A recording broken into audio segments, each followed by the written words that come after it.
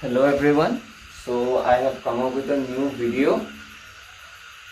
In our last classes we were discussing about the composition part of your syllabus, which included notice, advertisement, letter writing, report writing, etc. So today we are starting the grammar part. So the first topic in the grammar part is narration. So before going with questions, let us try to learn what narration is. Question answer কৰা আগতে আমি বুজিবলৈ চেষ্টা কৰো যে narration কি বস্তু বা কিনো হয় হেতু। কাৰণ কিবা এটা বস্তু যেতিয়া আমি ভালকে তাৰ মিনিংটো নাজানো বা হি কি কাৰণেনো তাক ব্যৱহাৰ কৰা হয় আমি নাজানো, আমি সেই বস্তুটো শুদ্ধকৈ কৰিব নোৱাৰি। সো এই ক্লাছটোত মই স্পেচিফিকেলি নেৰেশ্যন কি আৰু নেৰেশ্যন এটা ল্যাঙ্গুৱেজত কিয় লাগে আৰু তোমালোকৰ সিলেবাসখনত নেৰেশ্যন কিয় দিয়া হৈছে হেতু ওপৰত ডিসকাস কৰিম। ঠিক আছে? So let's take a sentence.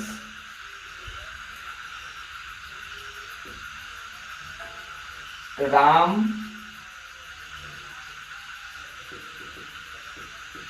said to Sita,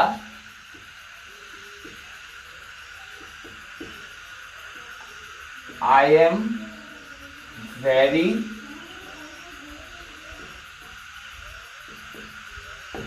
hungry. ঠিক আছে? সো এই সেন্টেন্সটো আমি এই সেন্টেন্সটোৰ ওপৰত ভিত্তি কৰি কথাখিনি বুজিবলৈ চাম। We will try to understand what narration is based on this sentence. So first thing, what is narration? Narration means to say something to someone. In a simple note, narration means to say something to someone. ঠিক আছে? কিবা এটা কাৰোবাক কোৱাটোৱে narration.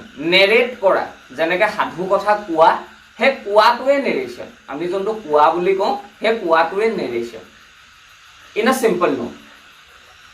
So নেৰেশ্যনৰ দুটা type আছে, তোমালোকে শুনিছা চাগে। এটা হৈছে ডাইৰেক্ট নেৰেশ্যন আৰু এটা হৈছে ইনডাইৰেক্ট নেৰেশ্যন।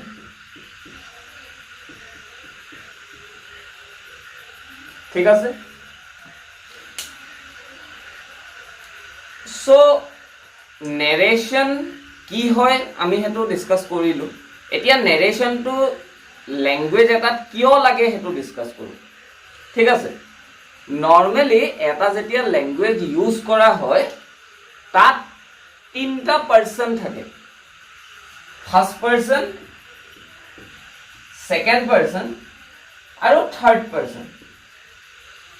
আৰু যেতিয়া কনভাৰসেশন এটা হয় হে কনভাৰসেশনটো ফাৰ্স্ট পাৰ্সন আৰু সেকেন্ড পাৰ্সনৰ মাজত হয়। মানে এই মানুহ দুজন হয় ভাৰ্চুয়ালি নহয় ইন ৰিয়েল ওচৰা ওচৰিকে থাকে বা কথা পাতে। ভাৰ্চুয়ালি মানে ফোনত পাতিব পাৰে, কোনবা সোশ্যাল মিডিয়াত পাতিব পাৰে, আৰু ৰিয়েল মানে মুখামুখিকে পাতিব পাৰে। ঠিক আছে? এই দুটা পাৰ্সন সদায় ওচৰা ওচৰিকে থাকে। Maybe it can be virtually or it can be really. আৰু এই থাৰ্ড পাৰ্সন থাকে দূৰত। ঠিক আছে? থাৰ্ড পাৰ্সন থাকে দূৰত। আৰু নেৰেশ্যনটো তেতিয়া দৰকাৰ হয় যেতিয়া এই ফাৰ্স্ট পাৰ্সনে এই সেকেন্ড পাৰ্সনক এই থাৰ্ড পাৰ্সনৰ কথা কিবা এটা ক'ব বিচাৰে। ঠিক আছে?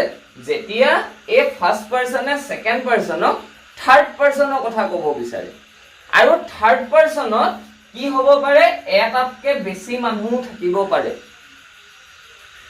থাৰ্ড পাৰ্সনত এটাতকে বেছিও মানুহ থাকিব পাৰে। সো এই সেন্টেন্সটোত বুজিবলৈ চাওঁ আমি। ঠিক আছে? ইয়াত কি কোৱা হৈছে ৰাম said to Sita।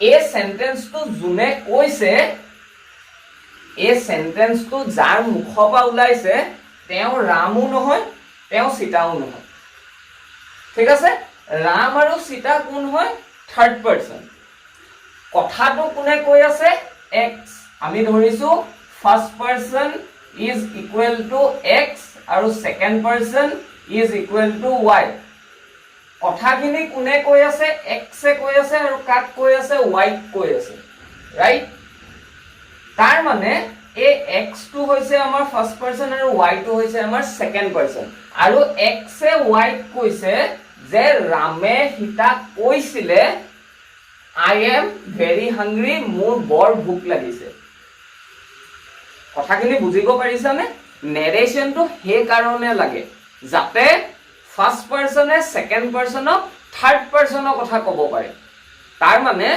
তুমি আৰু মই কথা যেতিয়া পাতি থাকিম আমি আমাৰ কথাৰ বাহিৰেও তোমাৰ আৰু মোৰ কথাৰ বাহিৰেও আমি তৃতীয় ব্যক্তি এজনৰ কথাও যাতে ক'ব পাৰো আমি তৃতীয় ব্যক্তি এগৰাকীৰ কথাও যাতে ক'ব পাৰো সেই কাৰণে নেৰেশন লাগে আৰু সেই কাৰণে নেৰেশন এটা ল্যাঙ্গুৱেজত থাকে ঠিক আছে নেক্সট আহিলে এই নেৰেশনটো তোমালোকৰ পেপাৰখনত কিয় দিয়া হৈছে তোমালোকৰ সিলেবাসত কিয় দিয়া হৈছে সিলেবাসত এই কাৰণে দিয়া হৈছে যাতে তুমি যেতিয়া ইংলিশত কথা ক'বলৈ চেষ্টা কৰিবা বা তুমি ইংলিশত নিজৰ কথাবোৰ যেতিয়া ক'বলৈ বিচাৰিবা তেতিয়া যাতে তোমাৰ দিগদাৰি নহয় যে তুমি নিজৰ কথা বা তোমাৰ লগত কথা পাতি থকা মানুহজনৰ কথা ক'বলৈ বৰ এটা দিগদাৰি নহয়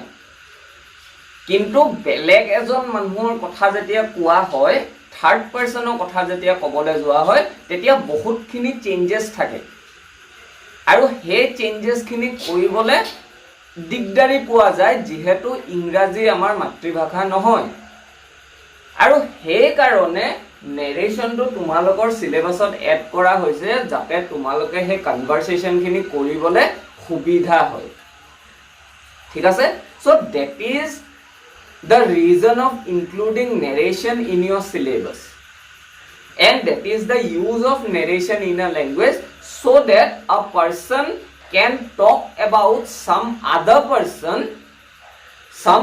person who is not in front of him or maybe in front of him but he is not talking with him that means he or she is the third person whom we are talking about ठीक है सो नेरेशनर দুটা type থাকে number 1 direct narration and number 2 indirect narration এটা direct narration মানে কি direct আৰু indirect মানে সিধা সিধিকে আৰু সিধা সিধিকে নহয় ঠিক আছে সিধাকে কোৱা আৰু সিধাকে নোকোৱা ঠিক আছে এতিয়া ডাইৰেক্ট নেৰেশন কোনটো হয় যোনটো নেৰেশনত ধৰি লোৱা এই কথাখাৰতে এই সেন্টেন্সটোতে আমি বেস কৰি কথাটো শিকিবলৈ চাও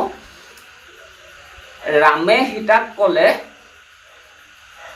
মোৰ বৰ ভোক লাগিছে হে কথাখাৰত ৰামে যেনেকে কথাখাৰ কৈছিলে আমি হুবহু তেনেকৈ ক'লো ঠিক আছে মানে এক্সে ৱাই লগত কথা পাতি আছে আৰু এক্সে ৱাই কৈছে যে ৰামে হেদিনা হিতাক কৈছিলে মোৰ খুব ভোক লাগিছে মানে ৰামে কোৱা কথাকাৰে হুবহুকে এক্সে ৱাই ক'লে একো হাল হলনি নকৰিলে ঠিক আছে হে একেটাৰে যদি ইনডাইৰেক্ট স্পিচ কৰিব যাও কি হ'ব Ram said to Sita that he was very hungry Hetuk মই কি কৰিছো ৰামে কোৱা কথাকাৰ মই হুবহু কোৱা নাই ৰামে কোৱা কথাকাৰ কি আছিল মোৰ খুব ভোক লাগিছে আৰু মই এতিয়া ৱাইক কি বুলি কৈছো যে তাৰ খুব ভোক লাগিছিল ৰামে হিতাক কৈছিল যে তাৰ খুব ভোক লাগিছিল বা তাৰ খুব ভোক লাগিছে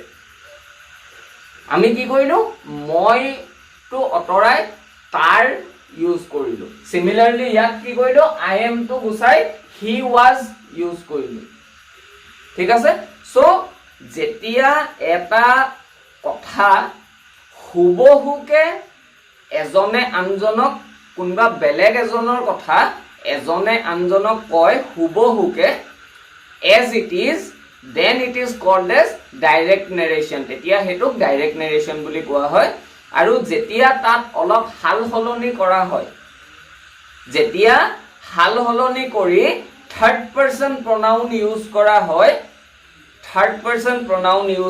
হয় তেতিয়া তাক কি বুলি কয় indirect speech.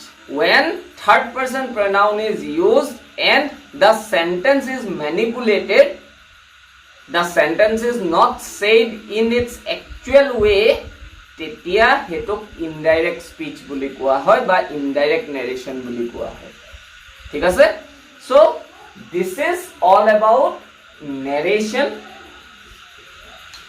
What is narration? Why narration is necessary in a language? Why narration is included in your syllabus? What is direct speech? What is indirect speech? So this is the basic of narration. I hope you have understood the class. Try to comprehend it well because until and unless you comprehend the thing, it will be a bit difficult to do the narration questions. যেতিয়ালৈকে ভালকে কথাটো বুজি নলোৱা যে এই বস্তুটো কেলেনো লাগে বা কিহত ব্যৱহাৰ হয় তোমালোকে narrationৰ question কৰিবলৈ দিগদাৰি হ'ব. So stay tuned with the channel. In our next class, we will try to solve or we will learn how to do indirect to direct narration or direct to indirect narration. Narration direct or indirect keneke kore, indirect or direct keneke kore, hetu ami next class ot hikim. So till then, stay tuned with the channel. We will meet in our next class. Thank you.